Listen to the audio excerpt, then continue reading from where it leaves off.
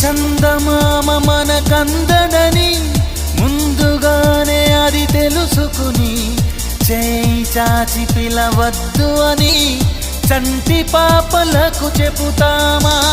లేనిపోని కలలెందుకని మేలుకుంటే అవి రావు అని జన్మలోని నిదరోకు అని కంటి పాపలకు చెబుతామా?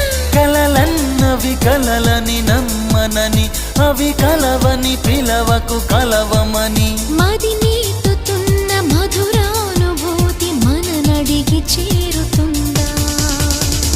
ఒక్కసారి